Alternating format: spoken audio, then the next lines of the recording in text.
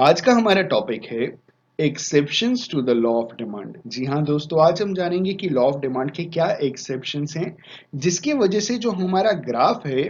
देखिए, law of demand का graph कैसे बनता है? Downward sloping from left to right. और exception to the law of demand में क्या होता है? हमारा ग्राफ बनता है लेफ्ट टू राइट लेकिन अपवर्ड स्लोपिंग। तो हम exception to the law of demand आज स्टडी करेंगे और जानेंगे कि क्या क्या exception to the law of demand है। आइए शुरुआत करते हैं। आइए जानते हैं exceptions to the law of demand में सबसे पहली बात क्या कही गई है। तो इन्होंने कहा law of demand is considered to be valid in most of the situations. ज्यादातर सिचुएशंस में लॉ ऑफ डिमांड को वैलिड कंसिडर किया गया है। लॉ ऑफ डिमांड का मतलब जब प्राइस बढ़ेगा तो डिमांड फॉल करेगा, और जब प्राइस फॉल करेगा तो डिमांड राइज करेगा। ठीक है, तो ज्यादातर सिचुएशन में लॉ ऑफ डिमांड वैलिड है, but in actual practice law of demand may not operate in many cases। तो कुछ केसेस में law of demand actual practice में काम नहीं करता, वही सारे एक्सेप्शंस हैं। We observe that sometimes more quantity is demanded at a higher price and less of it is purchased at lower price। जी हाँ दोस्तों, कई बार ऐसा होता है कि कोई चीज अगर महंगी मिल रही होती है, जिसका रेट ज्यादा होता है ना, प्राइस ज्यादा होता है, तो उसकी डिमांड बहुत ज्यादा होती है। और वैसी ही कोई चीज अगर सस्ती मिल रही होती है और तो कंपेरेटिवली उसकी डिमांड कम होती है। तो कई बार ऐसे सिचुएशंस आपने भी ऑब्जर्व किया होगा। तो ये जो सिचुएशंस होती हैं ये सारे के सारे एक्सेप्शंस हैं लॉ ऑफ डिमांड के। आगे कह रहे हैं in such situations demand curve may not have a negative slope, it may be sloping upward. तो इन सारे सिचुएशंस में जो डिमांड कर्व है उसका नेगेटिव स्लोप नहीं बनेगा। देखिए, लॉ ऑफ डिमांड का जो स्लोप बनता है वो ऐसे बनता है फ्रॉम लेफ्ट टू राइट। लेकिन एक्सेप्शंस जिसको अभी हम स्टडी कर रहे हैं उसमें जो स्लोप बनेगा वो एक्चुअली लेफ्ट से राइट अपवर्ड की ओर जाएगा। ठीक है, तो ये एक्सेप्शन का स्लोप ऐसे बनता है और लॉ ऑफ डिमांड का स्लोप ऐसे बनता है। वाई एक्सिस पे हमेशा प्राइस होता है, एक्स एक्सिस पे हमेशा क्वांटिटी डिमांडेड होता है। आगे इन्होंने कहा there are several reasons for an upward sloping demand curve. बहुत सारे रीजंस हैं डिमांड कर्व के अपवर्ड स्लोपिंग के लिए। जैसे सबसे पहला गिवन गुड्स, दूसरा आर्टिकल्स ऑफ स्नॉब अपील, तीसरा एक्सपेक्टेशंस अबाउट फ्यूचर प्राइसेस, चौथा इमरजेंसीज, पांचवा क्वालिटी प्राइस रिलेशनशिप, और last one is sixth one which is change in fashion. आइए इन सबको एक एक करके स्टडी करते हैं। सबसे पहला है हमारा गिवन गुड्स। इसमें कहा जा रहा है गिवन goods are those inferior goods on which the consumer spends a large part of his income and the demand for which falls with a fall in their price। तो गिवन गुड्स वो inferior goods होते हैं जहां पे consumer अपनी income का ज्यादा हिस्सा स्पेंड करते हैं, और जब इन गुड्स की कीमत जब फॉल होती है तो इनकी डिमांड भी फॉल हो जाती है। मतलब जब इनकी अ, कीमत कम होती है तो इनका जो मांग है, जो डिमांड है, वो भी कम हो जाता है। इन्हें हम गिवन गुड्स कहते हैं। अ गिवन good is a low income non luxury for which demand increases as the price increases and vice versa. तो एक गिवन गुड लो इनकम और नॉन लग्जरी प्रोडक्ट की कैटेगरी में आता है। इनकी जो डिमांड है वो तब इंक्रीज होती है जब इनकी प्राइस इंक्रीज होती है, और इनकी डिमांड तब फॉल होती है जब इनकी प्राइस फॉल होती है। ठीक है, मतलब जब प्राइस बढ़ेगा तो गिवन गुड्स की डिमांड बढ़ेगी। इसको कहते हैं डायरेक्ट रिलेशनशिप। जब प्राइस फॉल होगा तो गिवन गुड्स की डिमांड फॉल हो जाएगी। ठीक है, ये है गिवन गुड्स। आगे इन्होंने बोला अ गिवन good has an upward sloping demand curve which is contrary to the fundamental law of demand which are based on a downward sloping demand curve। क्योंकि ये एक्सेप्शन है, और जैसा कि अभी हमने कहा कि एक्सेप्शन में अपवर्ड स्लोपिंग डिमांड कर्व होता है। ठीक है, exception to the law of demand में अपवर्ड स्लोपिंग डिमांड कर्व बनेगा फ्रॉम लेफ्ट टू राइट। क्योंकि ये एक्सेप्शन है लॉ ऑफ डिमांड के लिए, इसीलिए यहाँ पे जो डिमांड कर्व बनेगा वो लेफ्ट से राइट अपवर्ड स्लोपिंग। यही इन्होंने बोला कि a given good has an upward sloping demand curve which is contrary to the fundamental law of demand which are based on a downward sloping demand curve। आगे कह रहे हैं demand for गिवन goods is heavily influenced by lack of close substitute and income pressures. तो जो given goods की जो demand है वो बहुत ज्यादा प्रभावित होती है क्योंकि उसके क्लोज सब्स्टिट्यूट्स नहीं है, लैक ऑफ क्लोज सब्स्टिट्यूट, ठीक है। और इनकम का प्रेशर है जिस वजह से जिनकी इनकम कम होती है वो लोग ज्यादा डिमांड करते हैं गिवन गुड्स की, ठीक है। आगे बढ़ते हैं। जो दूसरा एक्सेप्शन है गिवन गुड के बाद वो है आर्टिकल्स ऑफ स्नॉब अपील। अब आर्टिकल्स ऑफ स्नॉब अपील कहते हैं किसको हैं? देखिए आर्टिकल्स ऑफ स्नॉब अपील वो सारे के सारे कमोडिटीज या गुड्स होते हैं जो बहुत ज्यादा लग्जरी होते हैं, जिसे हम एक हिसाब से कंसीडर करते हैं अल्ट्रा लग्जरी। जो बेसिकली जो बहुत रिच लोग होते हैं ना वो शो ऑफ करने के लिए सारी चीजें खरीदते हैं, इनकी उनको जरूरत नहीं होती लेकिन सोसाइटी में दिखाना है कि मैं बहुत रिच हूं, ठीक है। स्टेटस सिंबल हो गया, प्रेस्टीज हो गया। आइए देखते हैं यहाँ पे क्या लिखा है।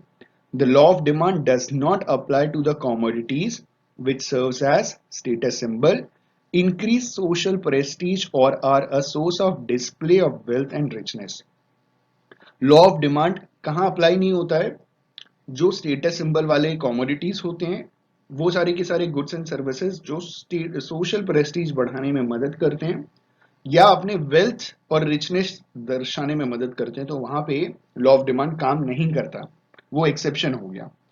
This is a genuine exception to the law of demand, ठीक है। ये जेन्युइन एक्सेप्शन है लॉ ऑफ डिमांड का। The demand curve for such an item will be upward sloping. तो यहाँ पे डिमांड कर्व ऐसे आइटम के लिए अपवर्ड स्लोपिंग होगा।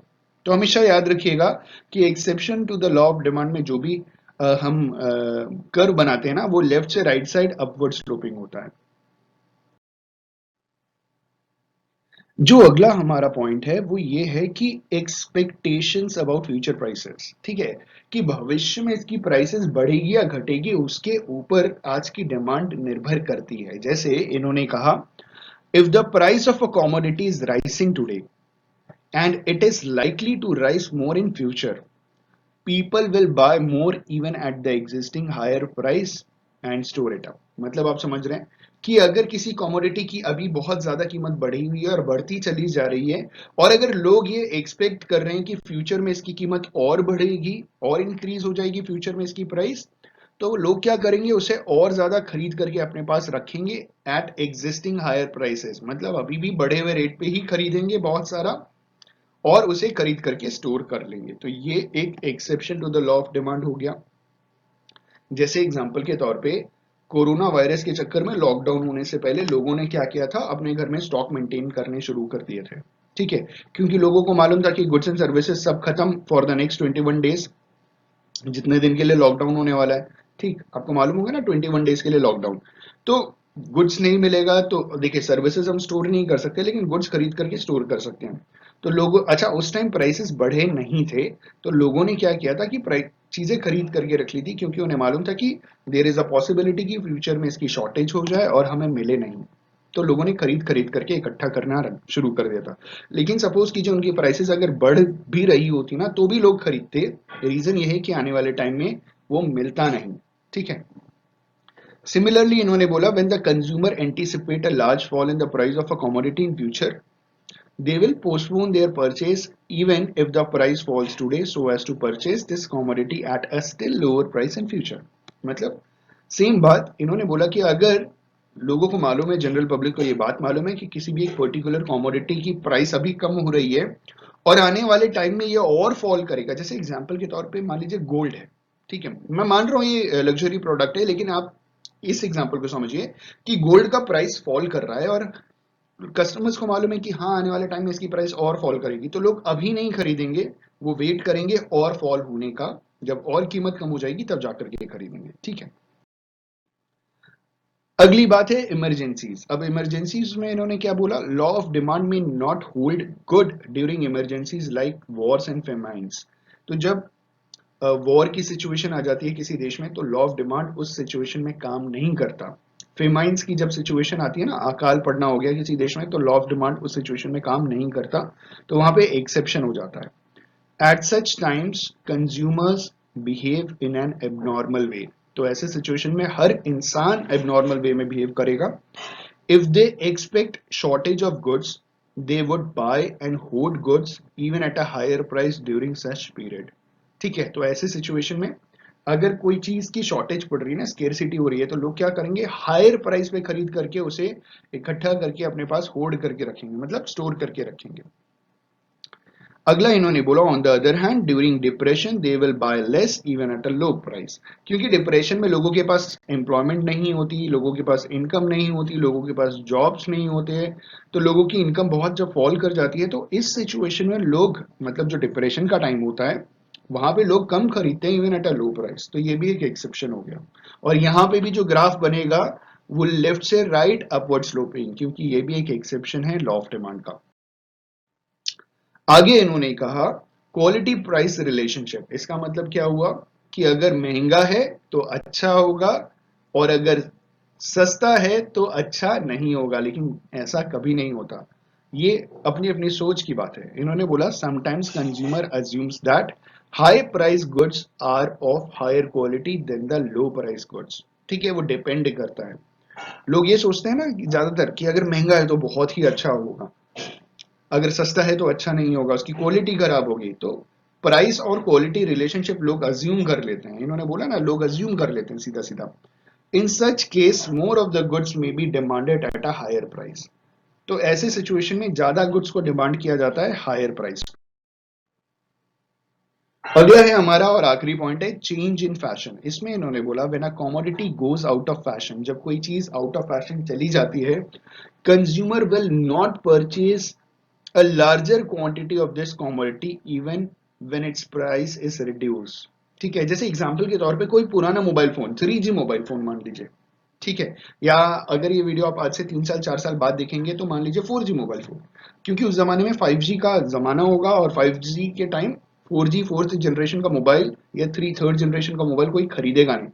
आप प्राइस कम भी कर दीजिए तो भी लोग डिमांड नहीं करेंगे। ठीक है, when a commodity goes out of fashion consumer will not purchase a large quantity of this commodity even अगर उसका प्राइस फॉल कर जाए।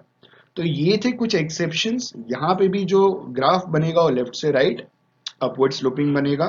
ठीक है, वाई एक्सिस पे हमेशा प्राइस होता है, एक्स एक्सिस पे हमेशा क्वांटिटी बनाई जाती है, लिखी जाती है। ठीक है, तो ये था हमारा exception to the law of demand. I hope and believe कि आपको क्लियर हो गया होगा कि क्या होता है law of demand, exceptions, law of demand के एक्सेप्शंस क्या होते हैं। ठीक है, चैनल पे नए सब्सक्राइब कर लीजिए, पुराने हैं तो लाइक शेयर कमेंट करना ना भूलें। Thank you so much, have a good day.